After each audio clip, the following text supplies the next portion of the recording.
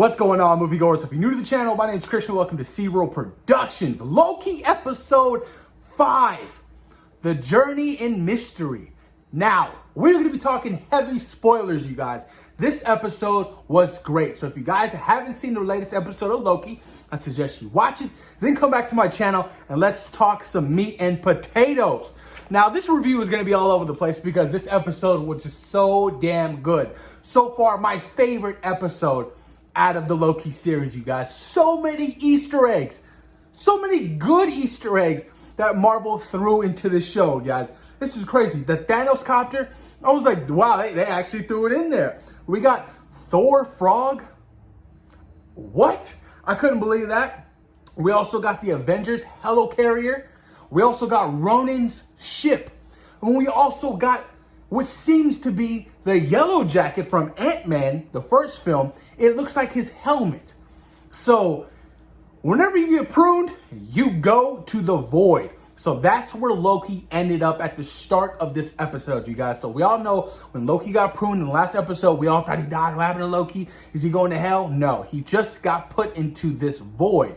But this void is very interesting and very, very intriguing. I love the fact that the 3 Lokis are there to greet him. I love it. And right off the bat, Richard E. Grant is my favorite Loki of all time. Just being in 2 episodes, he's my favorite Loki, you guys. A glorious purpose. We'll get to that a little bit further on the review.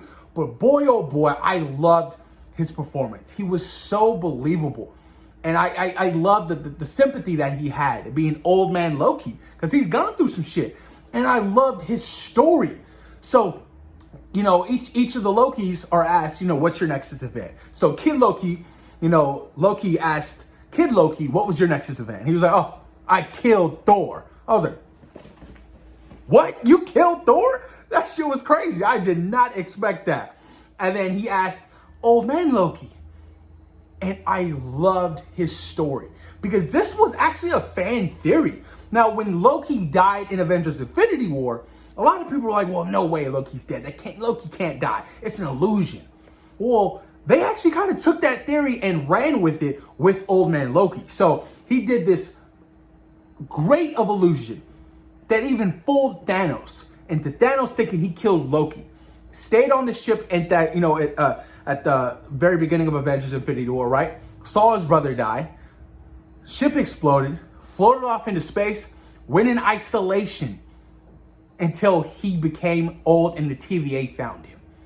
That shit was crazy. I was like, oh my God, I'm so down to see, you know, that some kind of flashback story of that, because what a great story. I was just like, holy shit, he's been through a lot of stuff. I was like, to live alone on a planet in isolation, having everybody thinking you're dead. I was like, that's some powerful shit, you guys. But man, I really enjoyed Richard E. Grant, you guys. He was so damn incredible as Old Man Loki. Moving on. Like I said, the Void, Eliath. I was like, who is this Eliath? And apparently, you know, he's a notorious Marvel villain, you know what I mean? So it's not somebody they just made up. It's this big ass cloud type dragon thing, you know what I mean? That consumes all matter and energy. I was like, oh shit, how the hell are they gonna defeat that? So Eliath pretty much stays on this void, making sure nobody who's pruned leaves the void.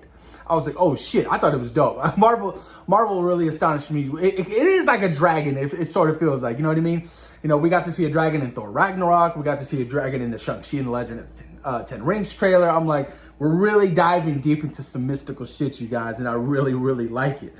But yeah, I thought the whole idea of the void, you know, at the end of time, that's where everybody goes when you get pruned. So I was like, oh, so when you get pruned, you go there. It's not just Loki's. So my boy Mobius is there as well.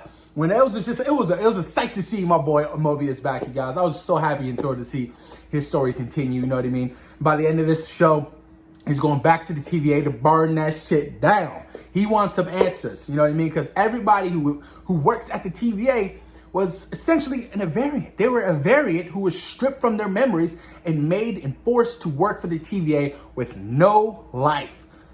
I was like, holy shit, it's insane when you really think about it. including, oh, what's her name? Oh my God, the other TVA agent, is it BB 115 or some shit like that? She's captured, you know what I mean? And she's having her conversation with Renslayer, who I hate, by the way. I can't stand Renslayer. I'm like, oh, I know you're up to no good, you know what I mean? And Sylvie and her are working together because she wanted answers, and she's playing like she doesn't know, like, oh, I want to get to know what's happening too. I want to know who's behind the TVA. I have no idea. But she's secretly working for somebody that we really don't know. And I'm pretty sure it could be Kang the Conqueror. That seems to be everybody's huge big guess of who's really controlling the TVA and who are the timekeepers, you know what I mean? So all that stuff is it's still up in the air, and I'm pretty sure we're gonna get down to the bottom of it by the end of this series, you guys.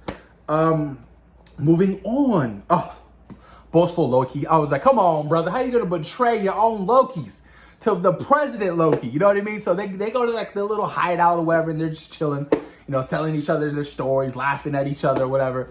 And Loki's like, I'm out of here. And all of a sudden you see President Loki show up, and they're here to take whatever they have. And, you know, he's working with boastful Loki, and, you know, they're betraying each other, and President Loki gets betrayed by everybody else. So it's just a whole betrayal fest. And when shit's going down, they're fighting each other. You know, we got to see Alligator Loki get down, who I love. I really love Kid Loki too. Kid Loki and Alligator Loki, you guys, they just really steal the show. I love them so much in this series, you guys. And I want more of them. I would love to see continuation of Kid Loki, you know, eventually in the MCU. Maybe on part of the Young Avengers. That would be very, very interesting. And I'm pretty sure he has joined the Young Avengers. I'm pretty sure he has. Correct me if I'm wrong on that. Post your comments down below. But yeah, that was awesome to see. And, you know, they're leaving. Sylvie prunes herself. She was like, you know what, I'm out of here. I got no escape.